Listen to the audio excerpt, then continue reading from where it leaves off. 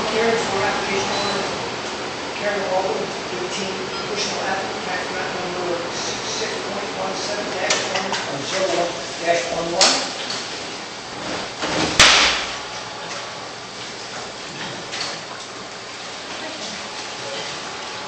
So, I believe we'll open the public, any comments? Hearing none, we'll continue on to the next order of business.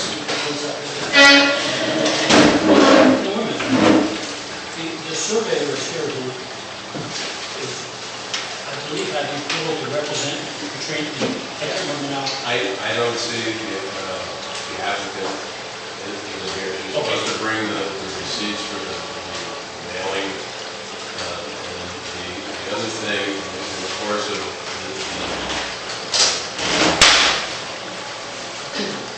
Oh, here she is. Hi. Well, what I was going to do is I was going to keep the public hearing open and go right to the first order of business. Ooh, she's here. Which was,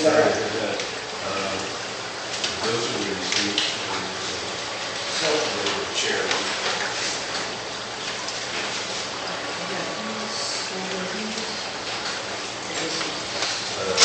Just the receipts. okay.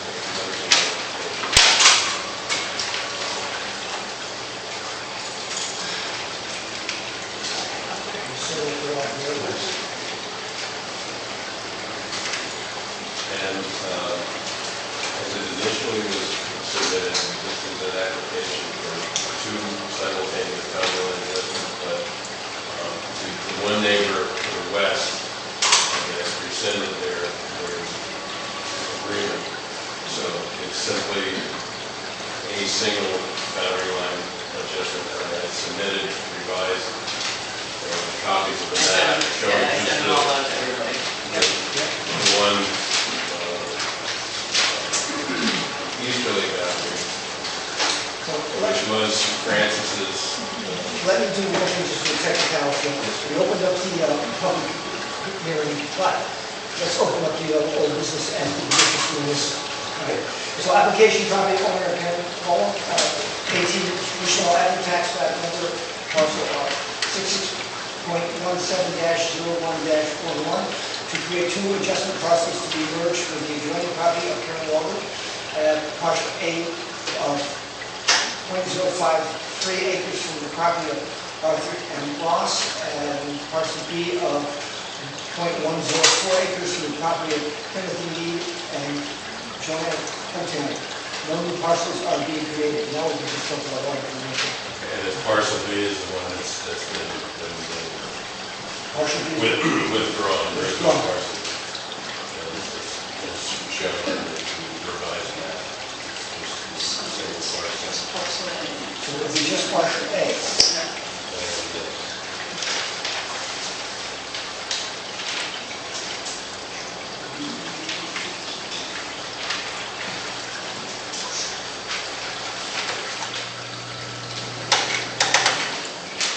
Okay. Any comments from the board? I don't have any. I do. Go ahead. One of the things that we made clear at the last meeting was that we needed a statement from Mr. Roth indicating that he was in agreement to sell that parcel. There's nothing that I found. There's in here, there's ID undersigned over the property. I think, because Mr. Wallen is the one who withdrew his, that's the one that's been. No, Mr. Ross is the one who has, that's the one that's proceeding, and I believe, Katrina, you have a copy of the, Yeah, that I you dropped off a copy. gave to Eric, so she has it. Yeah, I sent them all out to everybody. It's right here, we have it in our packet. Yeah. No, that does not say, that does not say that he agrees to selling the property. That says Mr. Bowe has the right to represent him. Oh. At the last meeting, our attorney made it very clear that we needed from both property owners, when the time was stupid, that we need a letter from those property owners. Okay, I have not seen the letter, so the letter doesn't stipulate that he agrees, he just agrees that I can represent him, so is that tacitly implied that if he agrees for me to We're represent? approving it. We're approving it. He's representing him as an applicant.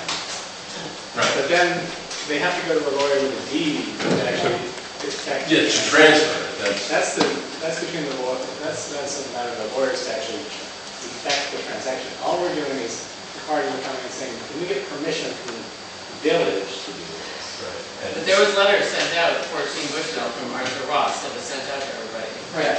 Yes, that's But correct. no, I think the point Francis is making, if I understand it, is he's looking for in the text of the letter, the body of the letter, that he agrees, that Mr. Ross agrees to To transfer the property. transfer this property, but I think, I don't think you. What you're saying, I don't think you need is that. we don't need a letter saying that they've made the transfer, you're saying we're giving them permission to do it. Yeah, and he's let And then once you have the permission. He's letting Matt come in and then just represent this board, seeking the permission from this board to do it. right, But the which, actual, he's gonna have to issue a deed to actually transfer the property. So he doesn't wanna do that, I don't think it's gonna happen. Yeah, but he, So we're just giving village permission to change the lot. right, That's all we're doing. We're not doing a transaction. We're just saying that if it's not, it's acceptable within the so if village code to have the lot lines be arranged in this way. If Mr. Ross agrees to allow me to appear before the board For the as his application. representative in a boundary line adjustment, then I guess Mr. Ross is in agreement with the boundary line adjustment. It seems so, but I mean, what we're doing here is, you're coming in applying. That's As all, far as I'm right. concerned, you're I applying. hate to put it in these terms, but it's from what I'm hearing, if he's giving you permission, if he agrees to it or not, if you say yes, he's agreeing to it. Well, So, no. the land cannot For this transfer meeting, hands for this until the, And I'm, right. yeah, so we're not As far as approving. we're concerned, now. All I'm we're not doing saying- is saying, The if lot. if this lot configuration changes from what it currently is to what is proposed, the village is cool with that. It doesn't violate any village issue. If they want to do it or not do it, or if they want to do it for money or not money, I mean, anything that actually carry the transaction is totally between them. All of the village's role is just to say the resulting lot configuration passes muster from the village zoning point of view. That's it. Okay, the reason why I brought it up was in the minutes from the previous meetings, it states, Ken Dow stated that there should be written and signed statements from the neighbor agreeing to the boundary adjustments displayed on the survey, and representation at the board meeting. Representation.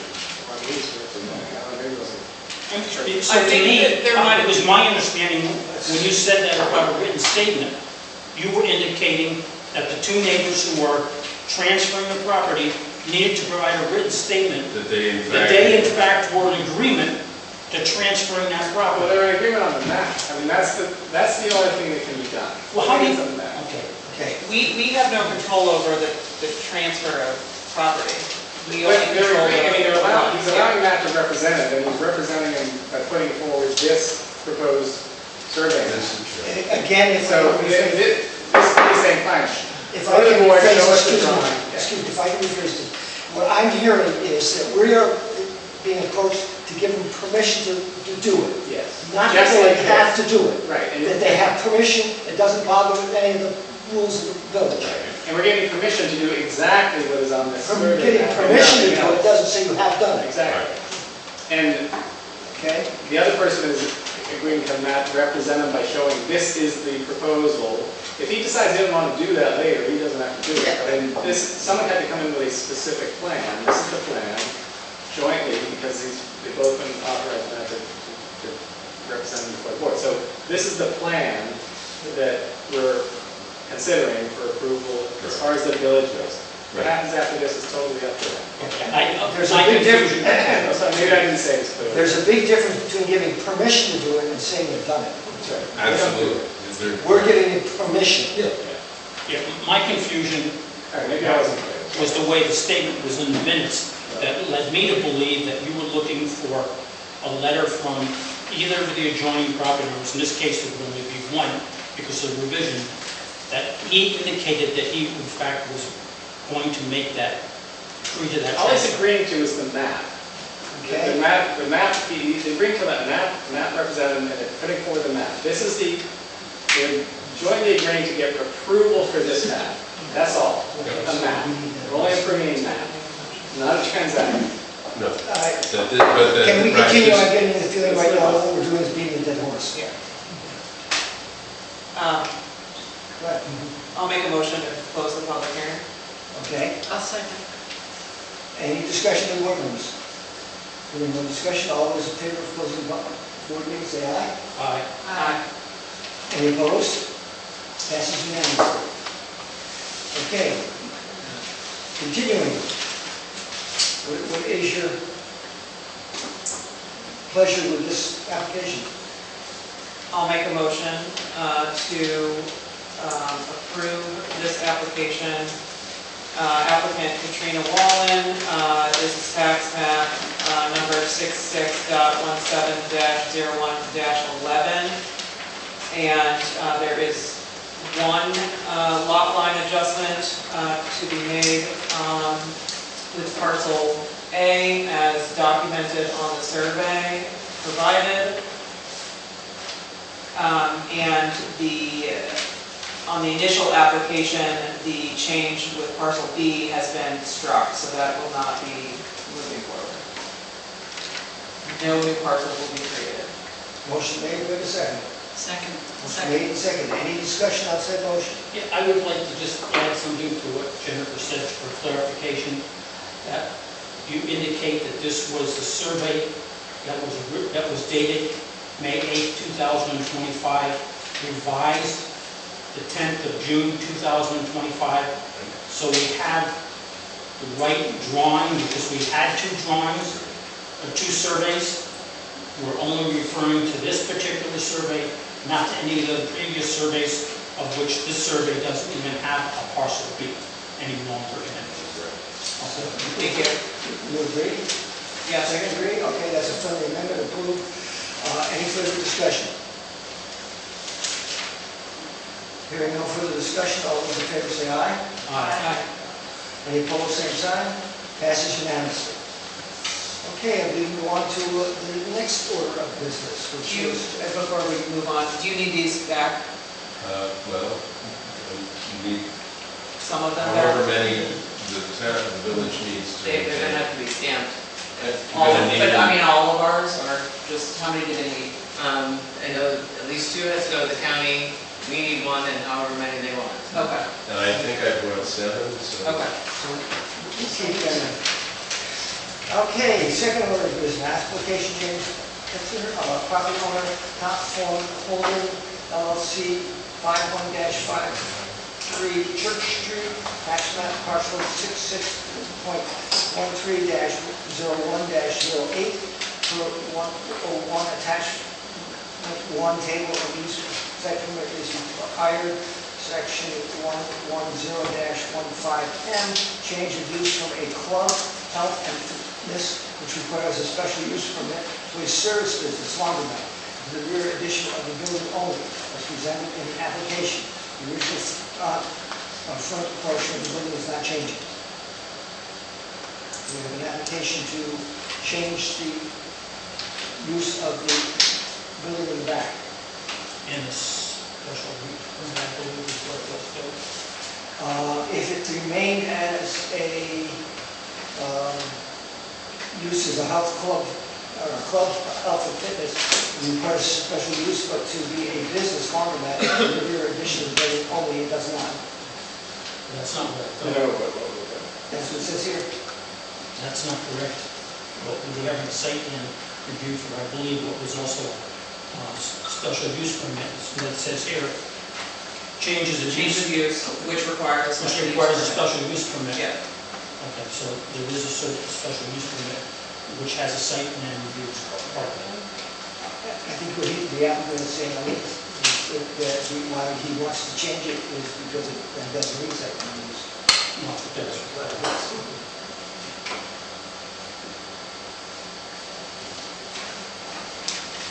Is the applicant here? Yeah, that's me.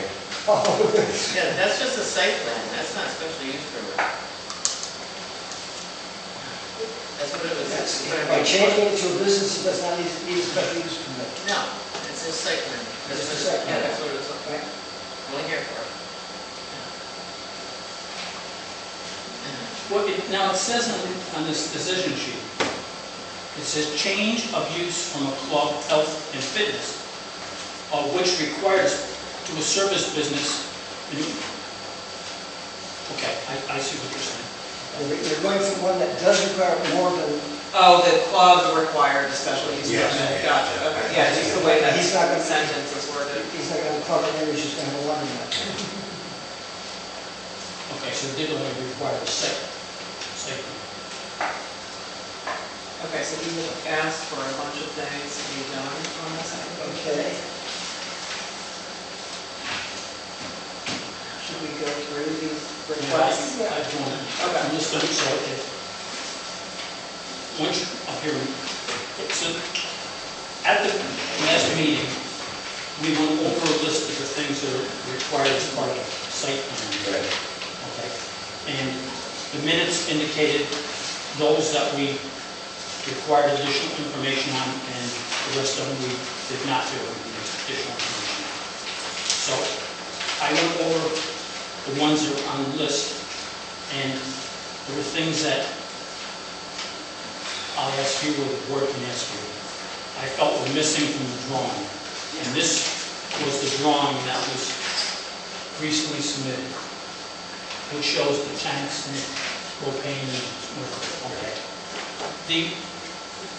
It was stated that we needed a title of the drawing, including name and address of applicant and person responsible for preparing of such drawings. Okay.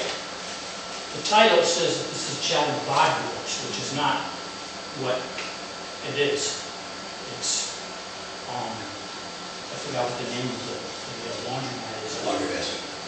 The laundry basket. So that title should have been changed, so it just reflects a site plan for the laundry basket. But it's an existing building, it's not. The building is, but we requested the title. This application is not for Chatham Body Works. The application is for laundry basket. Well, actually, the entire building is owned by Top Form Holdings LLC, so that should be the name on the title of the map. Well, okay, we can discuss the aspect, but it said title of drawing including name and address of applicant and person responsible for preparing such drawing. I don't see that on here. Okay. Well, the Person was Joe, not- by your name, Well, that person did not do any of these other additions and changes on here. Okay. That person is deceased, and so you may have his name on here and the name of the person who did the other additions or changes on here. But the person who drew this up, who did not include the addition here, or the parking, or the propane tanks, or the dumpster, or the shed, that was not the person whose name on there. Yes, part of this drawing is from Mr. Ubian when he did this for Body Works, but part of it is not. And so the clarification needs to be that it's more than one person who did this sheet. So that's the one thing I did not see in the drawings. Okay, another thing, that was A.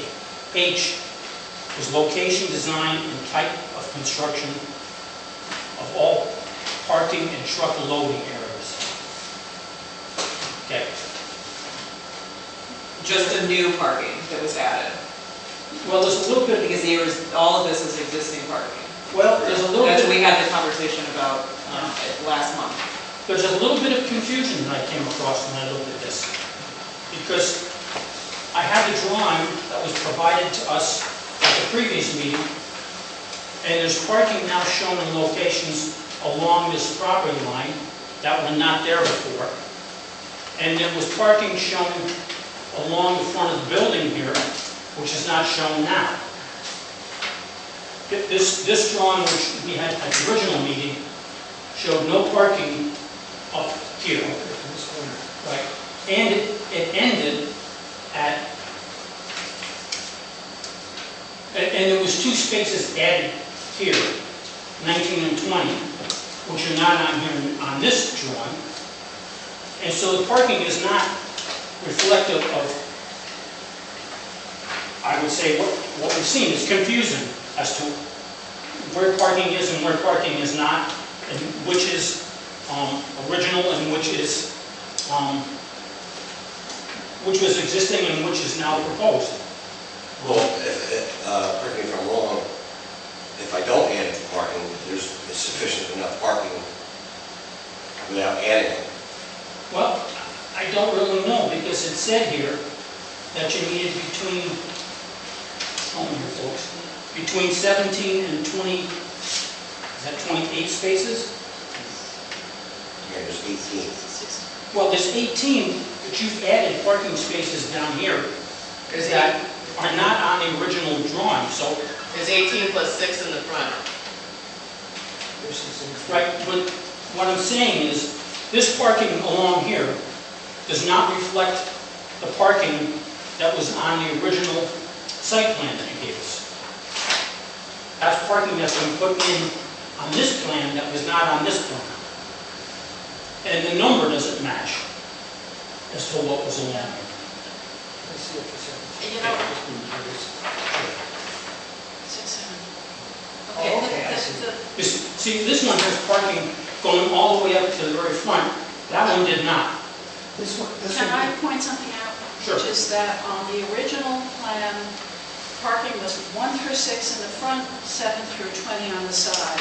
The new plan is 1 through 6 in the front and 1 through 18 on the side, so the numbers have changed. And that's my point. That's what he's getting at. That's the whole point I'm trying to make. Sorry. Numbers have changed, and the parking that was initially indicated that was going to go in front of the building along the side here, it says additional parking. It doesn't show what that parking is or where it's actually located. And that's something that was on this sheet, but is no longer on this sheet, nor the limits. You asked me to put them on. See, here would be my problem. But you didn't put them on here. Here would be my problem. It says additional parking And they're without not. spot places being indicated. Well, that's when I first came in with that, and then I updated it to this. No, this is the one you were looking at that was just given to us, with the propane tanks and stuff. And that doesn't show parking that you showed previously. That's what I'm trying to make, is that This parking would have to indicate where the parking is. It doesn't. Because according to this, somebody could park this way. Right. Well, then somebody else could park down this way. Yeah, which they can. I mean, it's big. And, but we don't like that. We like to be able to see where they're going to be able to park. But it has to have the spots labeled. I mean, I don't think there's any question in anybody's mind that people coming to use the laundry basket are going to park here. Right. So, if people are going to park here, like you did on the previous drawing, you need to identify the parking spaces, making sure that the sides of the zoning calls for, okay, and show them on here. So you had 4 on your previous map, you had 4 right here where it says additional parking. And then you had 3 kind of floating over here. Are you still planning on doing this parking right here? 'Cause you had, on the drawing of last month, you had, Last month, you had all of those on here. But that's not good enough? well, No, the that's problem just- is it's missing from the new map. Or, So are you still planning on doing that parking or not? Because if you're planning on doing that parking, the map needs to be reflect that. if I don't need the parking, then no, I won't do it. Well, and along with what you're saying, I have a question as to these 3 parking spaces that are here that were not on the original drawing. Yeah. And the aspect that the number is small here, and this particular shed, which is not laid enough, actually blocks the use of that parking spot, that last parking spot. You're not going to get in there, okay? How So- many parking spots are required here? Yes, Well, that's a what- specific number. It says between 17 and 20. Well, that's not, but between, so I mean, there has to be, it needs a specific target that is either met or hasn't met. So, under the circumstances, the kind of groups and all this other stuff, if you get guidance on a specific number that he has to get to, and that he reach that. He's got Yes. 24 that are marked on the map. How many? 24 Is are it- marked. Which is sufficient. Yeah, it's sufficient. But the question is, if you have people parking in an area which is not identified for parking, are you, the code enforcement officer, going to go there and tell them they can't park there? No, No. Because that's, he doesn't have to. I don't have to, yeah, it's not He has just about to parking. provide for the parking. He just has to provide the parking, and the parking is sufficient. but he's providing, indicating additional parking in front of the building, okay? But he doesn't show what that parking is, okay? And what we're saying is if you're going to show, you're going to call out additional parking, then you need to show the spaces that are there. But has he shown enough specific parking spots to meet what you require? There are enough parking spots. I think the issue Francis has is there's also a note that says additional parking, but the spots are not drawn. But they're not necessary, Right. so you could just take that, just So strike that. cross that out. I mean, these are in excess of what's required, Right. so it doesn't seem to, Okay, well then what about the three parking spaces along here that are not, I mean, I don't... Even if you take those three out, there's still sufficient Take parking. those three out and take the last one, where the shed is, out. You still have sufficient parking. If this is the map that's in front of us, as far as I'm concerned, I don't care what was on the previous map. Right, this is the one we're working. So this is the one we're working on, so he's added these 3 spots here, that shows the 3 spots are there, even if it wasn't on the previous map. Okay, and again, and does that get him to above what he needs? Even if you take out the spots, he still has enough. Okay. okay, to me, a site plan should indicate what is being done on the site. And if additional parking is going to be placed in that area, it should show it. If additional parking is not going to be put there, then the note should be removed. Okay, so, because there's no No, I mean, parking. a lot of people, sometimes there are parking lots where things are individually lined and spaces are marked out. Instead, a lot of places, it's just like a big gravel lot or a paved lot, there ain't any line. So there isn't any, it's legitimate number. And people go frequently, the big gravel lot, so well, how many, you need 25 spaces, like, well, there's room for 45 people here, but they're not lined, they're not, right? I mean, Yeah. isn't that Yeah. sort of thing? Yeah, I mean, that's how it is right now. The previous, there was a gym through the whole thing, and all the spots in the back, I went back there, and none of them were lined, it was just gravel, and it was just parking area. So, but, Parking area that's Yeah. ample and sufficient for the Yeah. number of cars that you have to Yeah. provide parking for. So, If you put new parking in this area where additional parking is, and you base it on the number that the applicant showed, where there is not parking there now, no, people were parking there before, when it was a gym, and it wasn't lined on both sides of the parking lot. People were parking on either side where it says additional parking and where it shows line. the And it wasn't applicant, lined. the applicant led me to believe at the last meeting that there was not parking in front of that building. That building isn't being used. It was, I'm saying when it was being used previously, people would park on either side there. Okay, That's all. I'm not sure I agree with that. There's no indication of handicap parking spaces. They're on the front. There's 2 handicap spots right in front of the building. Oh, right here. And this is a different use? But it's a different use. In So, fact, so you think the people that park in the front are going to have to walk all the way around to the parking lot to get to the laundromat? It's not required to, you just can't make things worse. So there isn't currently handicap parking back there. He's not required to make handicap parking back there for the building code. Again, we're changing the use. It doesn't matter. He's not doing any renovations. He's Yeah, not, it's just, yeah, he's basically just changing the use. If he was to build a new building, he would have to. Yeah, if it was a brand new building, Yes. he would have to comply fully to the building code.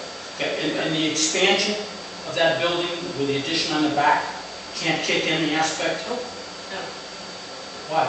because it's gotta be over 50% at least, and it's not. 50% in order to make it To required even for have handicap? to, yeah, but the existing building code doesn't require that you make things comply, because there's historic buildings, like, you can't make things comply very often. The existing building code has an exception that you just can't make things worse. Should we move on to the next thing on the list? Yes. Yeah. Which is provisions for pedestrian access, so is that now identified on the map? yes.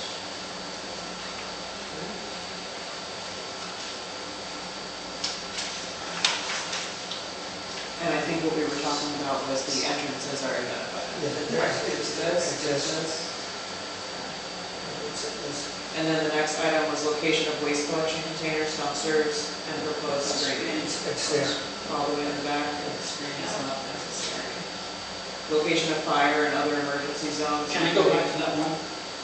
The one question I had about the dumpster is the screening. Will the screening be encompass the whole entire dumpster, or is the front of the dumpster area going to be open? It's gonna be open, I mean, right now, there's nothing there. What are you planning to? Does he need screening, or is it in the back of the property? It's, It backs up to the train tracks. Right, but you end up in, well, it doesn't back up to the train tracks. Yes, it does. Yes, it does, the train The tracks. train tracks are right back Yes. here? Right there, right there. Run along that entire. I mean, I guess run my of this property. concern was that for the eye, you could look right straight back and see it. So I figured that there would be some sort of screening in front of it, so that it wasn't something that was visible. Or if it had been moved to an area where it couldn't be seen. Okay. I was concerned that it should be screened in the front. So, And what will be screened with? Is it a fence, is it a wall, what do you plan on using? If I have to screen it, I put a fence. So it's like a U-shaped fence with two doors. It's, Okay, so then it would be screened now. if that's. well, he's if saying that's- if you are if you're- requiring it, yeah. I don't know that the screening is necessary around the dumpster all the way that far back from the property line. I mean, not from the front, from the road. Okay. There are I can call out dumpsters that are closer to the road and they're highly visible without screening in this town. So But I that's don't think only- that one is a That was issue. one of the things we've been trying to do, is to screen dumpsters so they're not on site. But they're I not, will- this is so far back from the road, I don't. It is far back, I'm not gonna. going to disagree with you with that. It's almost 200 feet back. It's quite a bit further back. For someone to see that, they pretty much have to stop and look. Or pull into the parking lot. They can't. If you're just driving by, you're not gonna see it. So, I mean, actually, the dumpster, I actually moved it, it's actually farther the other way. So it's. we need that to be reflected on the drawing, so are you sure you moved it? No, I'm just saying, that I moved it because we were clearing out, there was all brush there, we cleaned the place all up and what have you. So I'll put it back to where. I would put it where It it's actually- on the map. Yeah. He's got to be put where it is on the map. Okay, so This is a movie, change it up, come back to it. let's move on to the next one. Location of fire and other emergency zones, including fire hydrants. There are no fire hydrants indicated on here. I think we were referring to the one that's the closest one on the road. Closest one on the road is between the neighbor adjoining and, what's that, mechanic shop? Oh, Chatham Auto. Chatham Auto. Yeah, there's one fire hydrant there. That needs to be noted on the map. yeah, just so you know, what the applicants have done in passing in relation to this question is, it's up this way, if I remember right. There's a house here, and there's Correct, yes. So what they'll end up doing is they'll take the end of the property line and they'll put an arrow and say 500 feet, 135 feet to hydrant. Yeah. Okay, My suggestion is that you put the hydrant explosives in this direction. Because the fire company's going to be coming in this direction. Now, the other one you might want to indicate as well, because then if it's mutually, the ventilation coming in, they would have that. What's that street that goes, like the school's on? What's in that street? Woodbridge. Yes, there's one there. There's one on 20 Yeah, Woodbridge. yeah. And so you could do the same thing, you start from this property line, and you go with like, obviously, it's not gonna be able to be shown on the site plan, but you could put an arrow and say 385 feet to fire hydrant. Okay. I see what you're saying. Are there any fire, as Jennifer was asking, are there any fire emergency zones included in here? I mean, I don't know what fire department or the building code requires in terms of fire emergency zones. It's only for new construction, again. And this was sent to the fire department? Yes. And they didn't have any comments? Okay, so the next item is location, size, design type of all proposed signs, which I thought we should discuss the signs. It says there's an existing sign location right there. Yeah, To be honest with you, in terms of reviewing the application, there's nothing on this application that indicates you're requesting a sign. Okay? so we can There strike that. there is something here that talks about the existing sign location. Okay? Yeah, we did, There's three signs Right, there. right. I'm And taking the place of one of those. Right, but you, and so you end up in a case that when you come back in for a permit to install a sign, then the aspects of, the building inspector will look at the aspects of the size of the sign, the location of the sign, the height of the sign above the ground, what the requirements are for a sign. But they're already existing. I'm taking the face off of one and just replacing it. But even that, There's listen, actually place to face that. it has to come back in for approval for a sign. Okay? Once you change the sign. okay, so that So that's the identified R is location. not relevant on this. Right. Okay, so the next one is location and design of outdoor lighting facilities, street pole lights. Doesn't say it's nothing indicated on here.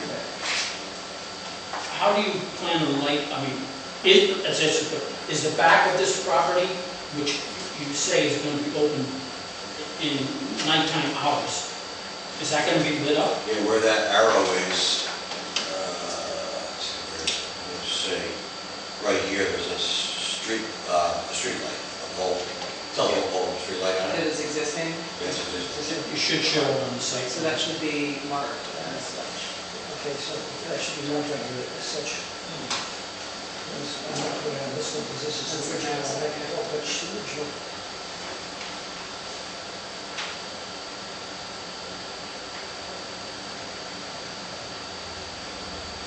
I put existing.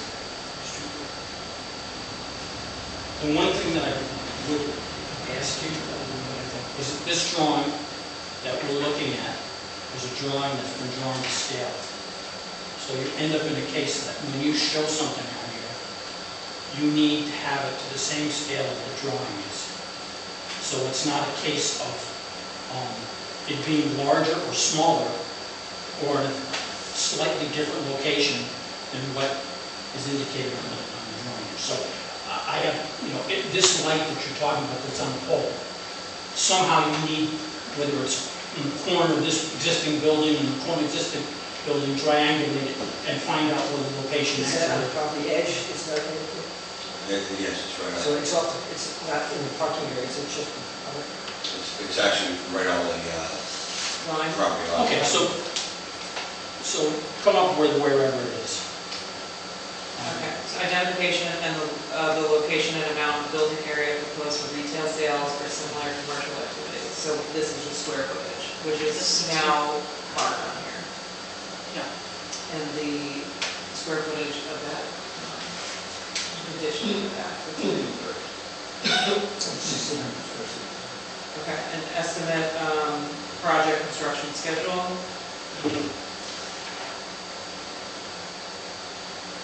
What do you think? What is your estimate for this project? Time frame. Not the money. I mean, something that would say, we plan on beginning construction in All right, look at that. August of 2025 with anticipated completion of Well, I'm hoping by August, August what? August 1st. To have it finished? Okay, do you need to put them in writing? That's one of the things we want, someplace on the site plan that the anticipated estimated project construction schedule is, you're going to start in August and end in August, is that what you're saying? He wants to start as soon as possible. Yeah, Okay, well, But if he's been doing stuff inside of it. yeah, I'm doing stuff inside, I mean, I don't know, am I, Yeah, you're allowed to do this Yeah. stuff. We do the stuff inside, it's the outside. I'm stuff. corresponding with the building department, Yeah. okay, but at least indicate something about a construction plan. Expect construction to be completed by, so at least that's one of the requests we made and something that we want to see. And then the last thing that was on the list was that this would go to the county planning board, which it did, and they sent back the letter. And the letter says. And I have two other things that, Here's something that says, Do you want me to read it? go ahead. Do I need to read the whole thing? No, just read the recommendation. Recommendation, so this letter is dated June 17th, 2025. Recommendation, the CCPB finds that this proposed action has no significant countywide or intercommunity impacts associated with it. Therefore, the Village of Chatham Planning Board may take final action with a simple majority vote. the shed that you show on this drawing, is that a new shed? no, it's existing. And it's in that location? Yeah, it's pretty close to the edge. Because it, well, okay, it's, I'm tearing it down because it's falling apart. It was. okay, so why don't you put a little note on here, shed to be removed? Okay. Because my question had to do with the fact of it blocking the parking space that's here. And the fact as to whether there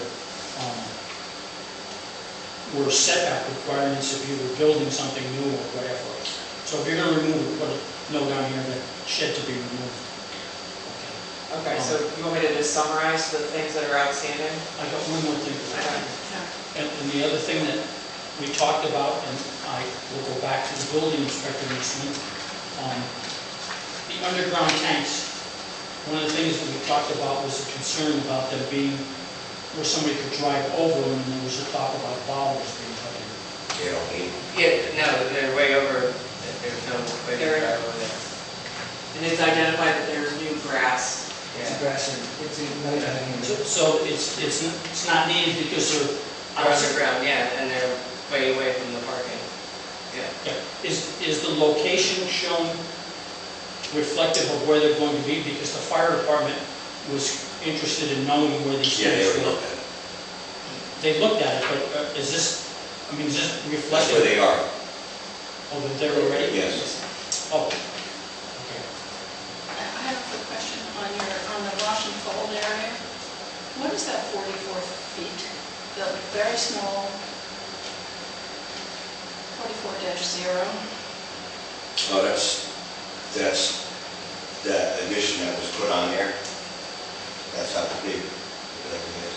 But- And then there was a building permit afterwards for the 12 by 18. Okay, that does, well, the math doesn't add up.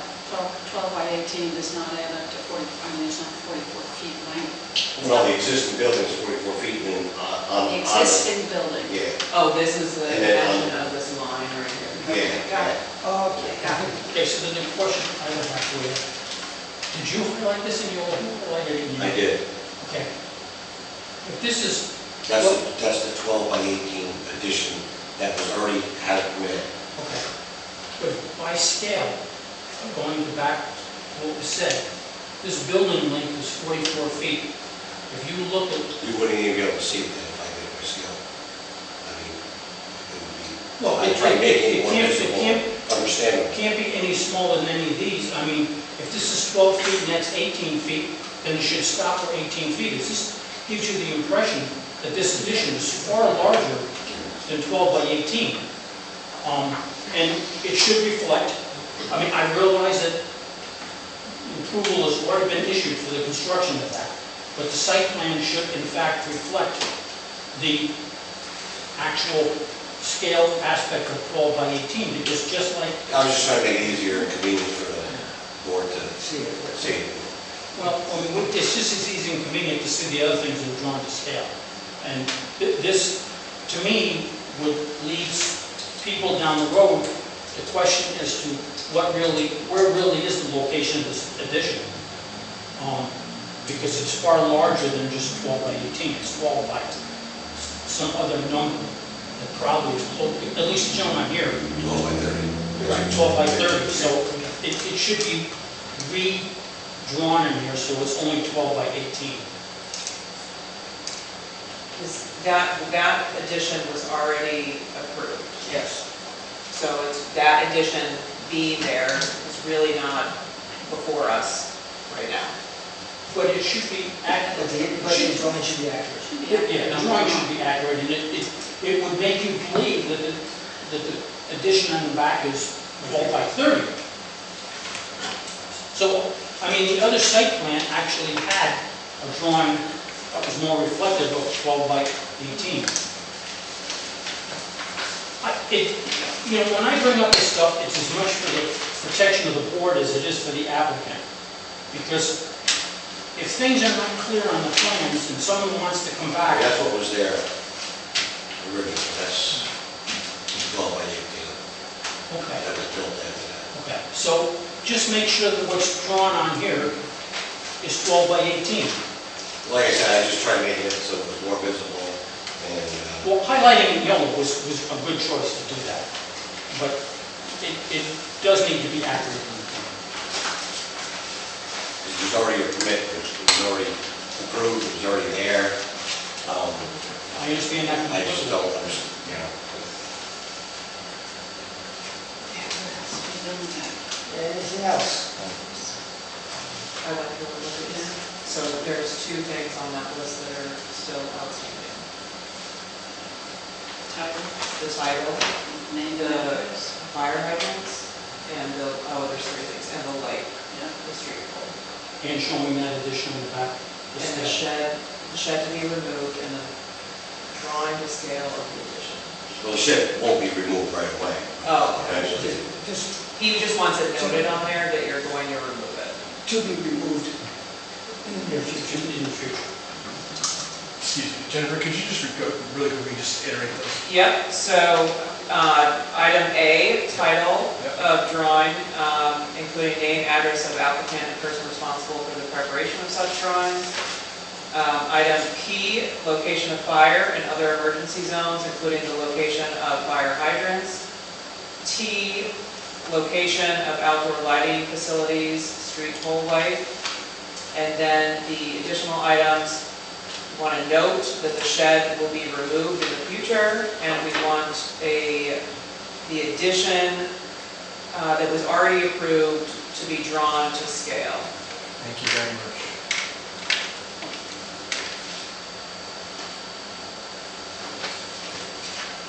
Any other comments from the board?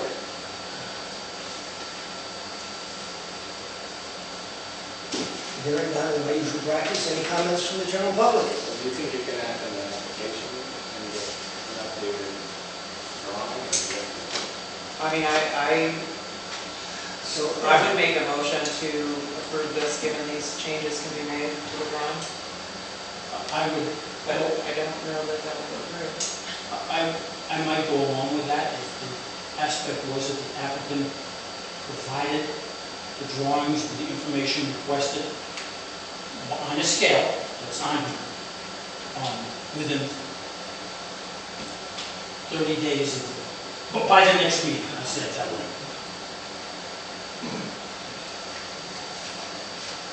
But I do think we need to be careful about approving site plans that are not completely thorough. It's all pretty much existing though, I'm not. Yeah, I don't know. My question to you is, if this was approved at the next meeting, would that be a problem? I mean, when's the next meeting? In July. End of July. I mean, like I said, I'll call it this, I mean, you know. So you'll still be able to make your your opening date, but you still, Yeah, you still be able, You can still work on the interior. Yeah, no, yeah. you know, get your sign, come in with a permit for the sign that you're gonna put in that location in the building, get that taken care of. We can do that at the next meeting, so that that's taken care of, so that, I mean, I know you have a sign up already Yes. that indicates, Obviously. and So do we want to table? So we have a motion, I don't have a second. Motion for what? Didn't you make it? I didn't make the Oh, okay. motion, I said I could make a motion. Do you want me to make? No, I don't wait until this, let's table this until next one. yeah, I think that's it. And that way, everything, where it should be, looks like everything's being done where it should be. And like I said, you're gonna have a sign, do it at the same time, come in at the same meeting so that everything can follow one way or the other. So we got when the committee said, here, oh, and there was an application for the sign, and then we approved that too. So, okay. And we just asked one question, is what should be able to go? Yeah, no, it's, Because that's yeah. off the record. No, I know. It's- I got something on The community's been asking to be washed, Yeah. so Yeah, the community's been on wash board for the last couple of years. Something that I just use. Okay. Thank you. Moving right along, now we go to applicant number 3, County Engineering, PC, property owner, Crandall Theater, 46 to 48 Main Street, tax map parcel 66.10-1-16. Historic review for moving the poster box from the exterior of the building to the interior. It was previously approved on the exterior with the entire facade. No other changes to color or construction. All plans for the construction and declarations, changes, exterior color, repair, moving, or demolition of sign, structures of sign, and the historic development district should first be submitted to the village board for site plan approval, including for meeting May 19, 2025. Pending site plan visit of the planning board members. It's your pleasure. Any questions?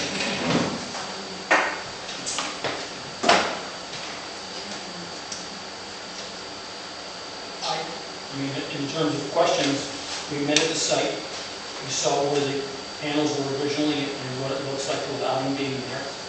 The applicant has agreed that those poster cases will be retained by the theater and installed in the interior of the building so that people can see it. Correct. And if I'm correct, you still plan on putting 2 posters? All other aspects of the approved plan stayed the same. Just honestly, what happened during the restoration of these, the detail became exposed and was so attractive that we wanted to make sure they were preserved, so we're seeking to put them inside. And I think, you know, one of the points is that the previous ones that had been out in front of the building, the weather had taken its toll on those. These 2 were back in protected underneath the roofing of the building. Somewhat. And it is an historic element to the structure. I was initially concerned about the removal. However, when I looked at the aspect of the proximity of those to the doors, realizing that no one's going to be able to stand there when the theater is open and people are going in and out of the doors, because you'd be in conflict of where that is. I don't think they were originally at that location. So I guess what I would be inclined to say that we stand by our approval of the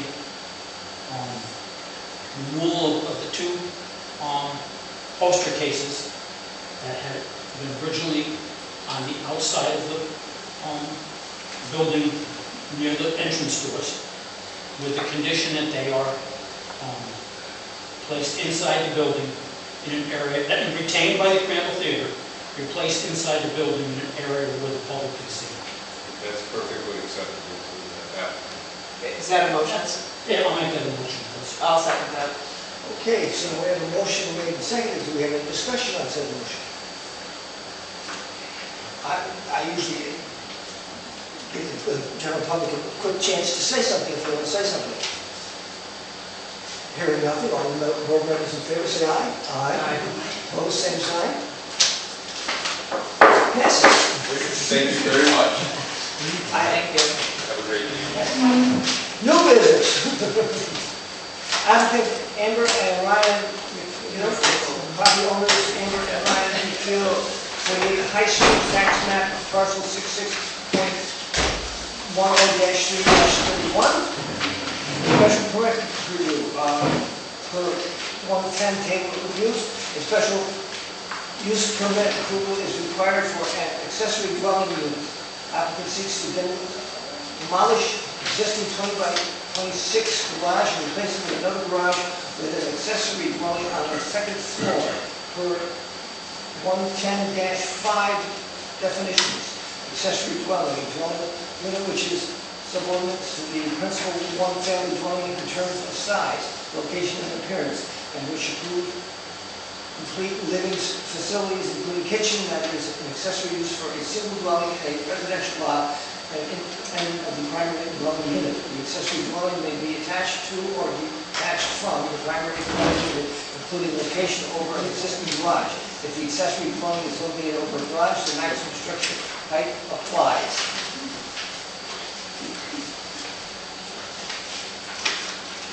Okay, now that we've got anything from the board.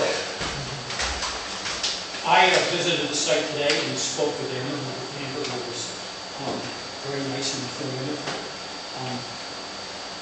I saw what the building looks like, understood, I believe, what she's planning on doing. There is a concern that I had after I had come home and looked into the place. I found two things. One, I had, when I met with Amber, I had given this information as to what the side yard setback was. Other thing which I had talked to her about was parking requirements. The parking requirements for the existing dwelling unit, there's 2 parking spaces. The parking requirements for the dwelling unit above the garage is 2 more parking spaces. And we talked about that, and 2 cars can park in the garage. 2 cars may park in front of the garage. However, that space is not the space required for parking spaces. It's not long enough. If you look at it, it's 17.5 feet, which means parking is off of the property. That is a concern to me.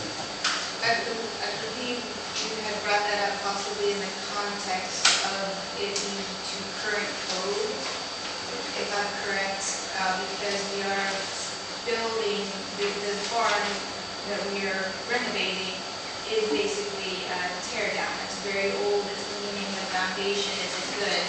So our understanding was that we could rebuild, but on the same footprint. So therefore, it might not have to fulfill the setback requirements and the driveway requirements that a new build might require. And that's, I understand where that came from, and this is one of the aspects that when I went back and looked at the zoning, that I have a bit of a different opinion than what I, because the zoning says it's a non-conforming use because of the structure that we're doing, and you end up in a case that what we're doing is adding new use to that building. Okay? Right. You can, if you wanted to replace that dilapidated, I think you said that. If you wanted to replace that building back where it stands for the use that it currently is, that would be fine. But once you add a new use to that, then it's a different story, the way I read the zoning, in terms of non-conformity. Let me ask a question. You wanted to garage it down, and then we'll build a new one. Is the garage that's there now, is there a concrete slab or is it It has a concrete foundation all the way around the perimeter, and then half, like one garage, it's a 2 garage bay wide. So one half of the floor is concrete and the other half is wood. And the reason I ask that is because that means it would be almost impossible without a whole lot of construction, just to move the whole building back. Right. That's why we like to build on the same Exactly, footprint. that's what I'm getting at. I want to make Yeah. sure that you're, Sorry. I just want to make sure that it's a slab or something, that's why it's not being moved. Well, the slab is being replaced, is that not correct? Yes, we like want to improve The whole thing. cement, so there's a proper, And this does not include the little addition in the back, right? that is part of the footprint. It yes. is But the It is top for the second floor would be the ADU. Because if you, Right, but there's an addition, there's a little addition on the back of the garage. It's included It in the includes that. footprint that's in the county data. It is, So the okay. whole footprint is 20 wide by 26, Okay. and that's the size we're proposing, just to go 2 stories up. So the second story will also be over that little, I mean, It the will, shape of that yeah. little addition that's in the back. Yes. Okay. So each floor would be approximately 520 square feet the next year. what I read, and I see that the building inspector, I went to the section that's on page 11054, and it talks about continuance. This is a non-conforming structure, or any structure located on a non-conforming lot that contains a conforming use, which this building contains a conforming use. It's a garage, it's a conforming use. May be reconstructed, structurally altered, restored, or repaired in whole or part, provided the degree of nonconformity is not increased. The issue is that that dwelling unit on the top, to me, is not replacing the structure for the use that it currently has. It's adding use to it. And that, to me, means that then those parking spaces have to be legal parking spaces. Now, like I said, I went back to look at this because I wasn't completely clear when I was talking to you.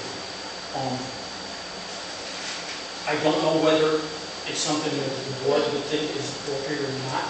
Well, let me just interject. Something, this maybe needs referral to the zoning board, because the planning board can't allow anything that doesn't comply with code. Do you think? Parking is allowed on High Street where she is as well. Okay. No, I think that. Yeah. I was saying that it's possible, you know, if it's a non-conforming building here, if it's going, being increased in size, and increasing the non-conformity, the zoning board would have to give. No, because No, it's the not. density control is not, is met. Oh, it is. Yeah, yeah. The only thing that I've heard, it has nothing to do, the building remains the same size. It just simply has to do with the fact that there's a use being added to the building. Oh, so the Yeah, building's there's enough square footage per dwelling, yeah, for on the lot. building's not getting big. Huh? The building itself is not getting big. No, No. But when you add that new use to the building, that new use requires 2 parking spaces. but there is on-street parking allowed where she is as well. so. And is there on-street parking allowed all year long? Yep.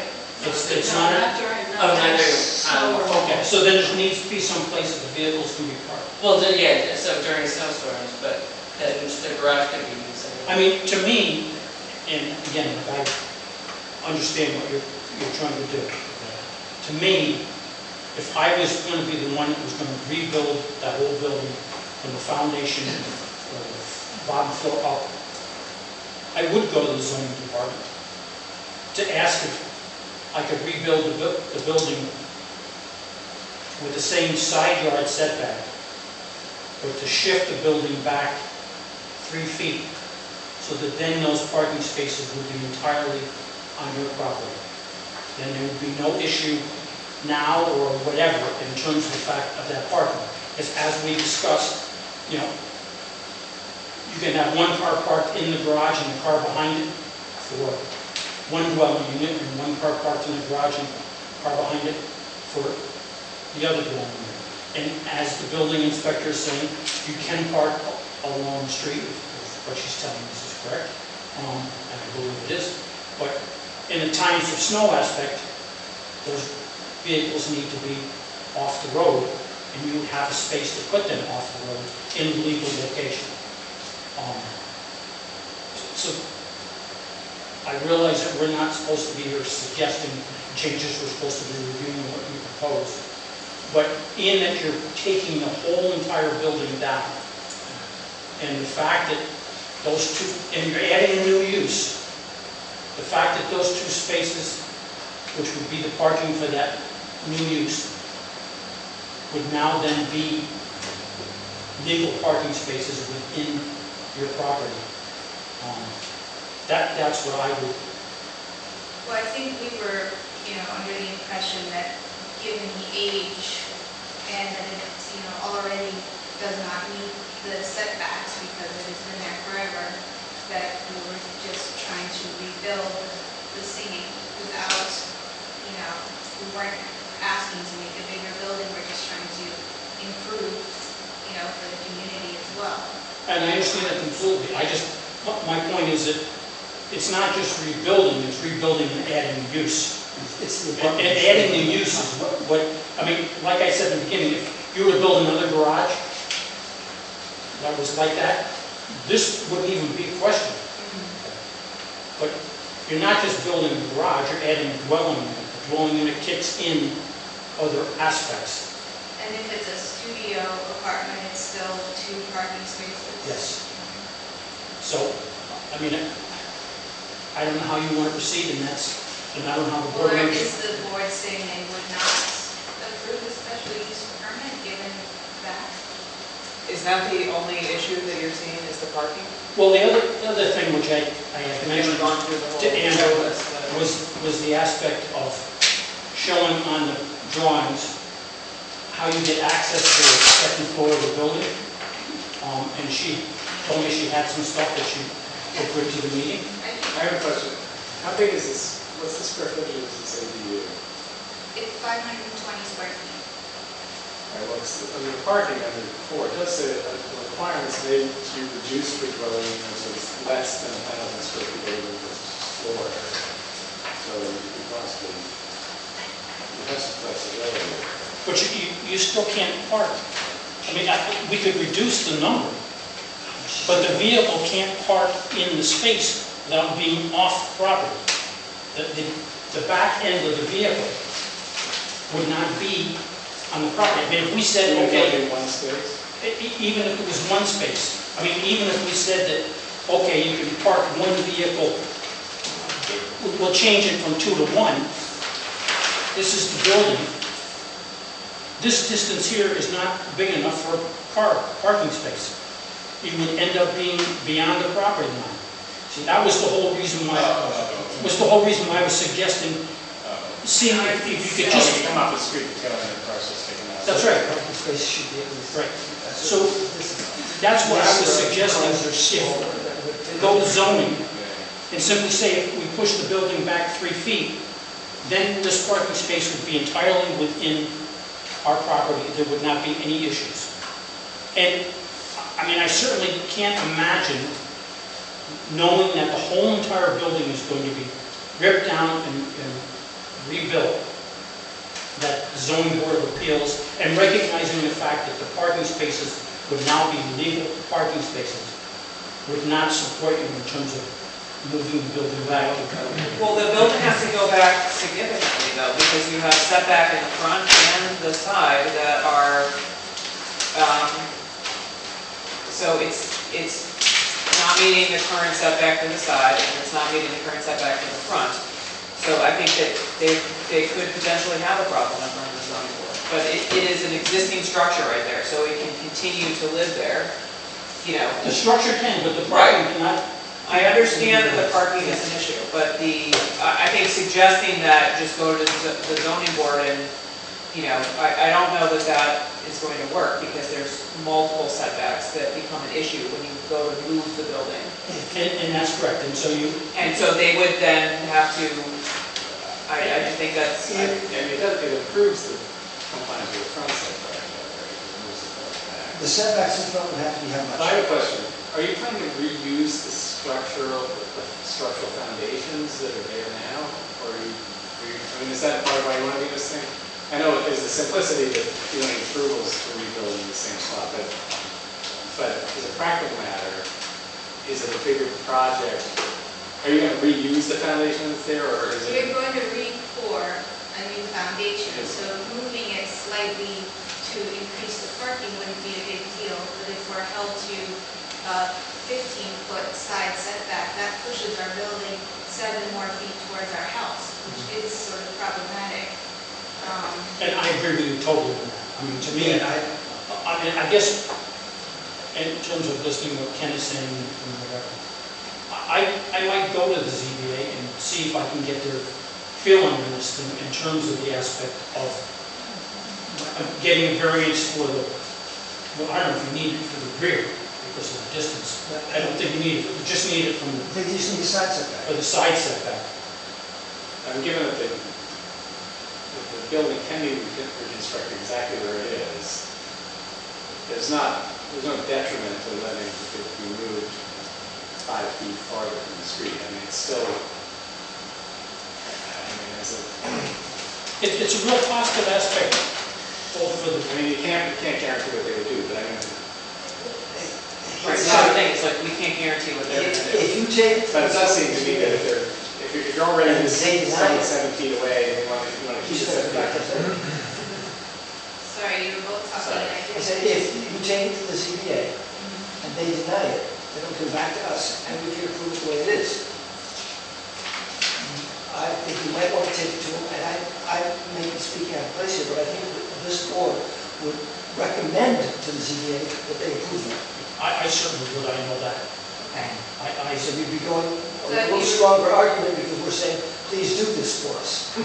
So I would be requesting a side setback variance to keep it where it is on the side, so it doesn't have to get pushed over, but then also would I request then the zoning to push it 2 feet further back?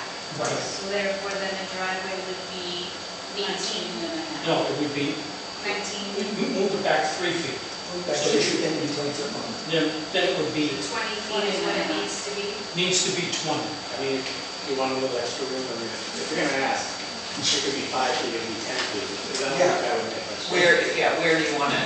How much space do you want in front of it? Where it is. Yeah, right, so, I mean, all I was implying was the fact that it shows on here 17 and a half feet.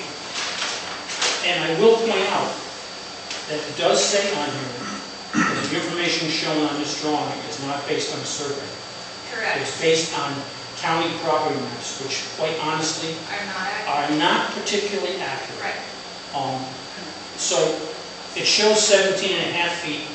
If you ask to move it back 3 feet, which I don't believe would create any substantial issues in terms of its real location, then you clearly are within your own property. Because, and then it's been the case that the setback of the building would be further back from the road than actually the houses, and the side yard setback would remain the same. And again, based on this, and based on what Dan said in his case, I would, as a planning board member, support that because I think that's in the best interest of the community and in the best interest of the applicant. Okay. When does the zoning board meet, so I figure that out? So, I Well, think. here's the other thing, I mean, in the residential district, the front yard setback's supposed to be 30 feet. Right. Right. So you'd actually be improving on that. But you're still not hitting that setback. So you still need a variance on the front You end. do, you need them, but I mean, there's good reasons that you're actually improving the situation. You go, Amber, do you understand what we're saying? Is it the side, you have to get a variance for the side setback, keeping it what it is. Yeah. Okay. You'd have to get a variance for the front yard setback, because the front yard setback is supposed to be 30 feet. However, you would have the front yard setback at 20 feet. 30 feet for a garage or for? The structure. For the front. For the Anything in front, the front. anything in the front. The setback, not the. Okay, Right. so you end up in a case, what you're doing is moving the building further back, making it more in compliance with what the required setback is, and actually placing the building so that it's further back than the house, which, as we talked, the property line is right there when you walk off your step. That's where the property line is. So you basically are improving that parcel two ways in terms of making it more in compliance with the zone. The parking, the front yard setback, Those two things, I understand. Okay, Okay, yes. so what I'm going to do is make a recommendation that the planning board table this application, refer it to the zoning board with the Well, recommendation. are you, that's up to the applicant. Well, if my proposal will not be approved without doing that, then I don't really have a choice. So it's not, sorry, it's not a referral from the planning where you would come in and apply to these Aaron, and you'd be submitted to the ZBA at next month's meeting. Unfortunately, the meeting in like 3 days, so we won't make it in time for this month. But they come in, meet with Aaron, fill an application for variance, and then they see it in July. Right. I mean, I guess what I would say to, you go to the ZBA, if the ZBA, for whatever reason, doesn't understand why there's a benefit to the community and a benefit to the property owner, then you come back to us and we'll look at what is or is not there. Okay. The only thing Well, that the thing is, a lot of it, anything you do may require a variance, because the code does require parking. And, I don't know, unless the street parking can be counted, I don't know that it does. I don't think it does. You can't meet the parking requirement like that. So, and the planning board cannot waive provisions of the zoning code. Only the zoning board can do that. So, the street parking doesn't actually count for the parking for the parcel, does it? It needs to be on site, doesn't it? I don't really know on that. I think it does. I believe it has to be on site. So, Yeah, maybe. you probably have to go to the zoning board anyway, because you have one house that has two parcels, but another unit, I mean, it's supposed to have two more, but there aren't any more that actually comply. So this board really can't approve a parking spot. If we were to approve this as is, parking would still need a variance, I think is what he's trying to say. So you would have to go before the ZBA anyway. Does anybody know when they meet? It's, It's the Third Thursday. The third Thursday. But it was rescheduled to the fourth Thursday because of the holiday this month. Monday. So it would be after the zoning board meeting. That's what I'm trying to see if I can get to the zoning board in July and then back to this next July. I mean, this is one, Yeah, because the zoning board meets 1 week before this board meets, so you could potentially go before the zoning board and then the next week come to this board. Okay, that's. and this is one thing that, again, to the building inspector, but if either way this works out, you're planning on demolishing the building, which is going to take time. Right. Okay. And I'm looking to Erin, you probably could get a permit to start the process. She did, she's got a permit to do. I do. Okay, so, You know, part of this is, you may be aware, is there were grants for accessory dwelling units that we specifically qualified for, that were offered to the county. They're now closed to Chatham, but they might reopen. So that is a big incentive for us to at least have, you know, the paperwork in place. We don't want to just start demolishing a building that we don't know, you know, how we can proceed. okay. yeah, because you don't want to demolish it and then not rebuild, because then you won't be able to rebuild in that same spot. No, If she enough would. time, if enough time passes, you might be able to. Yeah, you have to do it in a certain time. You have a limited number. So I'll go to the next zoning board meeting in July, and then I'll come hopefully a week later here. Well, it depends on how long the zoning board takes So the variance to take, you have to at least have to look at it and send us back what they decide. It may be by the next week, right? Well, Well, they to might grant the actually variance, have the meeting, you're saying. to grant the variance, they always need 2 meetings. They take, variances require a public hearing and they require notification to the neighbors. So they have to hear it, send out the notification, and then vote on it the following meeting. That's the fastest they can do it. So that's all. So she wouldn't be coming back to us until August, End of August. end of August. But you still don't know anything about this grant aspect, right? In terms of the grant, which you're talking about, you don't have the grant yet, you're just hoping that the things will work for the grant. Yeah, it's just an aspect that I'm trying to Sure, put into They play. need to have approved. It might not come back to Chatham at all, I don't know, but. right. So, I mean, the waiting a month or two isn't really as much of an issue unless there was a deadline on the grant for stuff in Chatham. There is not a deadline because there is no grants currently being offered for Chatham. Unless you're not going to worry about getting the grant and you're going to do it Well, anyway. exactly, it's just the bill, the building sees it, but it's what it is, and that's fine. Yeah, as far as the building season, if you get your foundation poured within the summer months or whatever, a lot of buildings done in the winter. In the middle of winter, yeah. Yeah. In fact, it might actually be better because you get people who are not working because. Right. Right. Okay. Okay, Yeah. so, do you need a motion to table?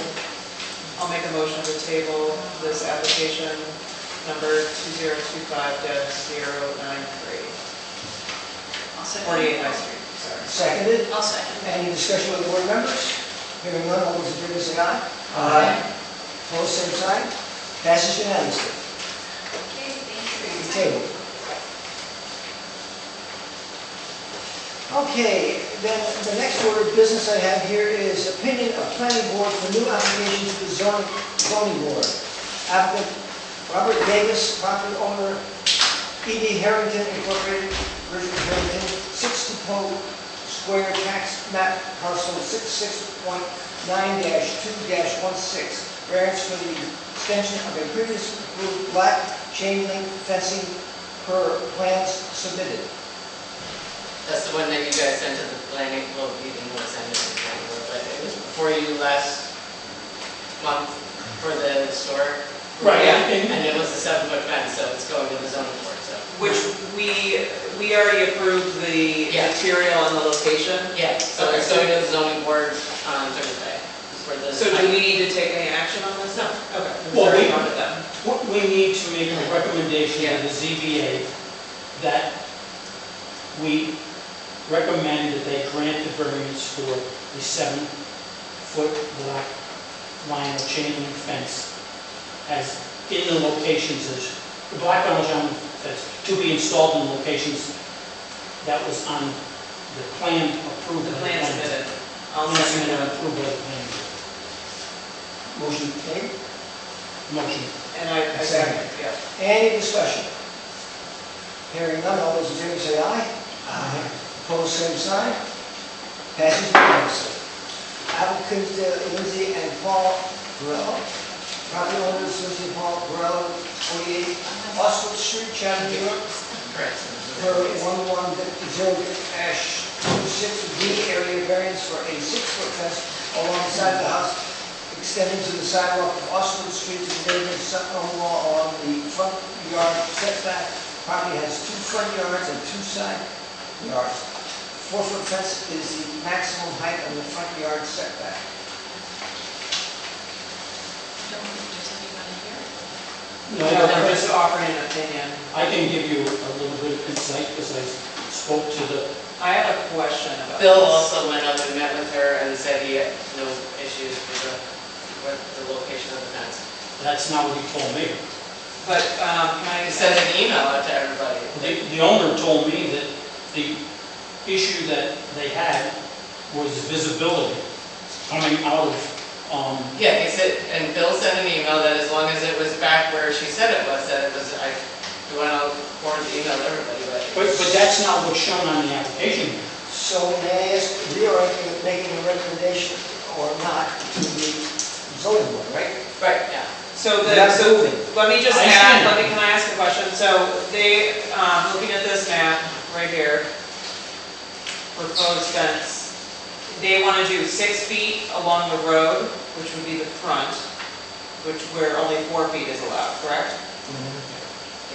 And they want a solid fence, And then- which requires a certain amount of openness to the fence, which does indicate in the ZBA request that they're looking for, at least what I saw, that they And- were looking for that too.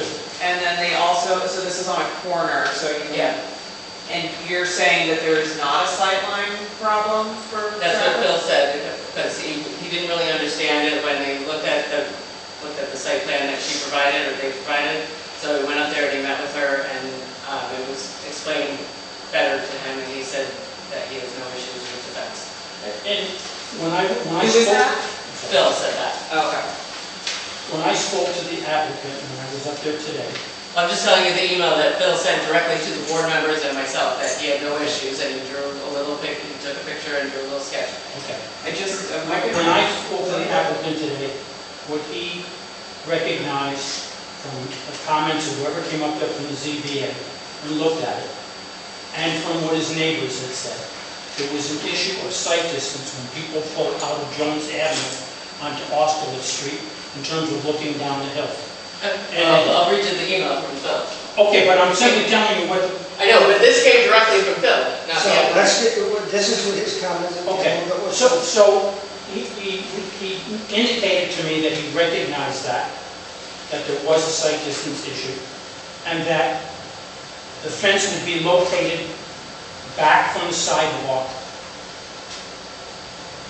and behind a tree, a maple tree that's there. Okay. And based on that, sight distance would not be the issue that people had before. However, this drawing that's in here for proposed fence construction does not reflect what the location would be based on what the owner said. It was going to be back probably 10 or 12 feet. It was like from the this. sidewalk? It was like this. You ended up in a case that about 10 or 12 feet back this way, there was a tree. Bill met with her on Tuesday, and he said,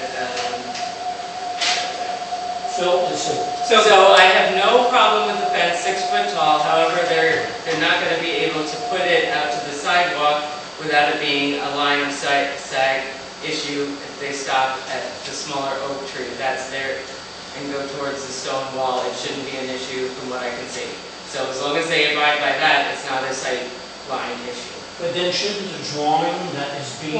Well, yes, but they submitted that, and then Phil went and met with them, so they So have, what we're saying they're going is to the this- zoning board on Thursday. I think we should let the zoning board worry about the drawing, but Yeah. I get, my concern on this is you allow one property owner to put a 6-foot fence in the front, then you're setting precedent, and I guarantee you will have Somebody else wants it. tons, you'll be flooded with applicants to want to put 6-foot fences in the front of their house. Well, no, it's actually, so, Well, it's the side. Yeah, their front of the house is. They're on a corner. Yeah, it's actually, the front of the house is actually Jones Ave, so it's actually, if they didn't have 2 front yards, it would be compliant, because it's going from the side, the back side of the house. But there, Yeah, What's their mailing address? 48 High Street, but their front door is Jones Avenue. Yeah, and I will vouch for that when I went up there. Yeah, The- and they don't want to put it on Jones Avenue. The door that comes out onto Austerlitz Street Yeah, is It's not basically a used. non-used door. Yeah. The entrance to It the never building was used. is over on Jones. and they were going to connect it to the stone wall that is the, Right, the stone wall runs all the way to the... yeah. May I make a One suggestion? sidewalk. And the other thing is, This is. the variance does not say anything about complying with the zoning in relation to the visibility aspect of how much can be solid. And that's a requirement. Yep. That's a requirement of the zoning, that we're not only talking about height, we're talking about installing a fence that's solid, when zoning says that a fence on the front yard cannot have more than a certain percent that's solid. And that's not in, Right, so it's a solid fence and it's a high, you're basically putting a wall along the road. Yeah. So I just, they're opening themselves up for more applications for solid walls in front yards. So the two Yeah, questions this is, The fact they're going high and solid is a pretty big ask. Yeah. Right. Well, so I met with them and they said this is what they would prefer to do, so they're going to the zoning board. If they get approved, great. If not, then they're gonna do what applies, so. I said, you might as well go for what you want, and if they say no, they say no. So, I mean, one of the things that I mentioned when I was out there was the area that's going to be in front of the fence. What is that going to be used for? And he said, well, the kids will probably play there, and maybe someday. well, there's trees in front of the fence, so. There's only one tree. Yeah, but There's only one. they only use the backyard anyway. That's right. So I said to him, if you ever think about putting the fence off the side of the building, then you wouldn't have any issues whatsoever Yeah, in terms of height or being Being solid. off the back of the building. yeah, Off the rear of the house. Off this corner right here. yeah. Yeah, that's the back of the house. They just wanted more room. Right.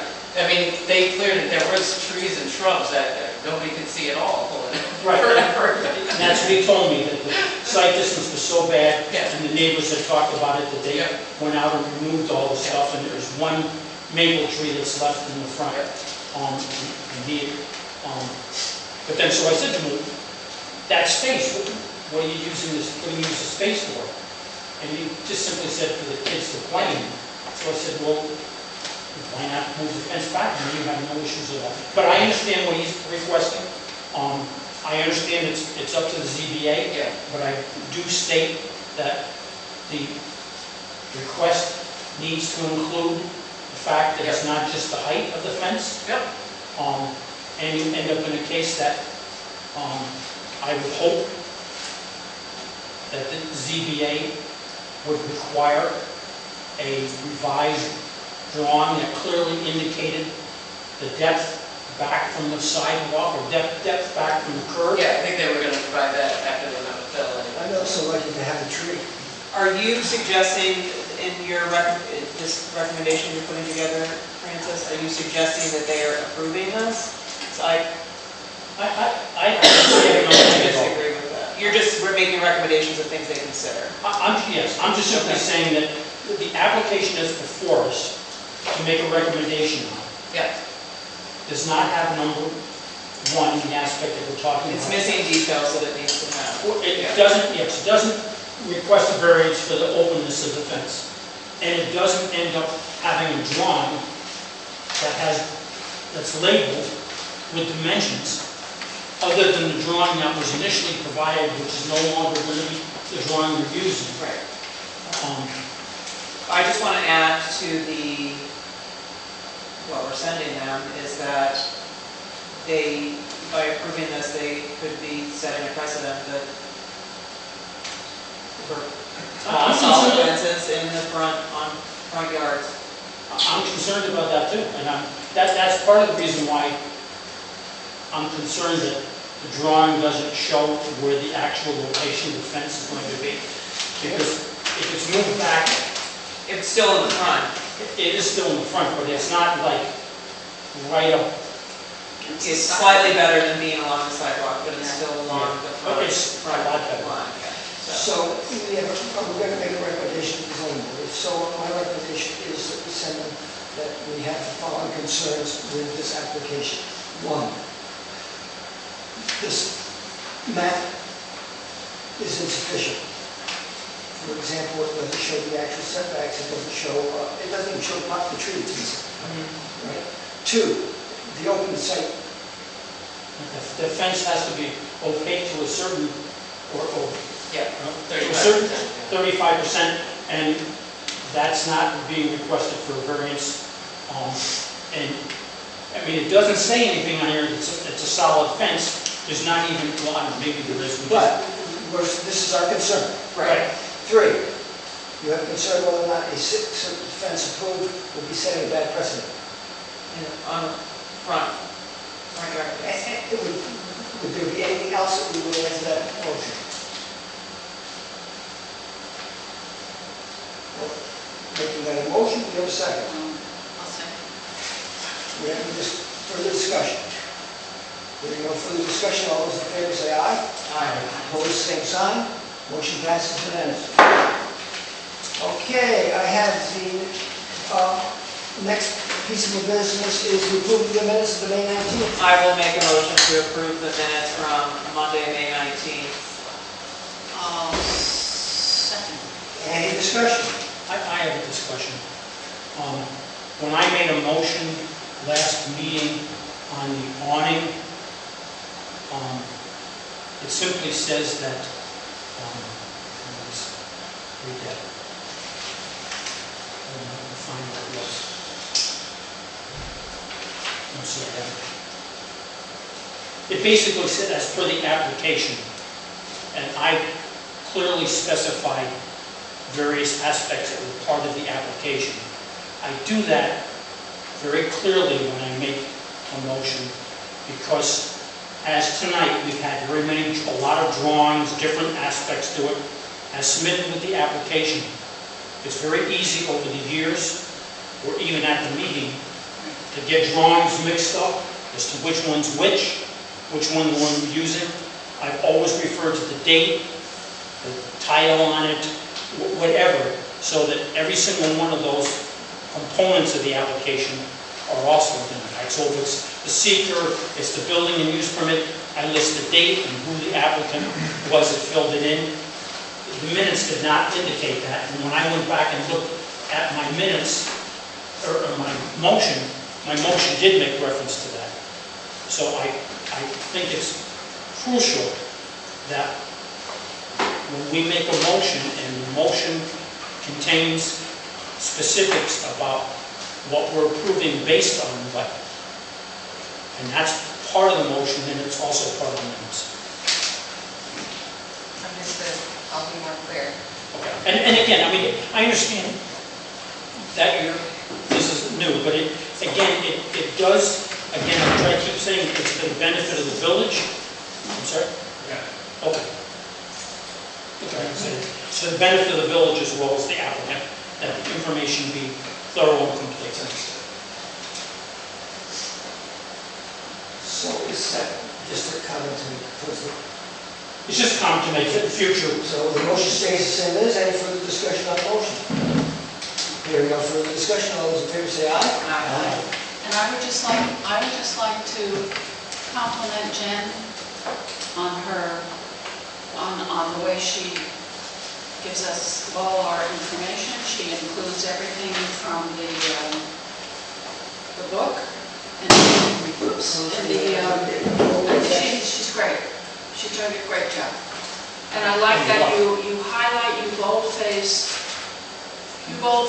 in the minutes what the major thing we were dealing with. For instance, exterior color, sign, whatever it is, you boldface it, which makes it that much easier to deal with the minutes, to read the minutes. And remember what we talked about. So that was a motion made, seconded, and a comment made about the greatness of her. All those any further discussion? Hearing no further discussion, all those in favor say aye. Aye. Opposed, same sign. Passes unanimously. Guess what? That's it. It's adjourned.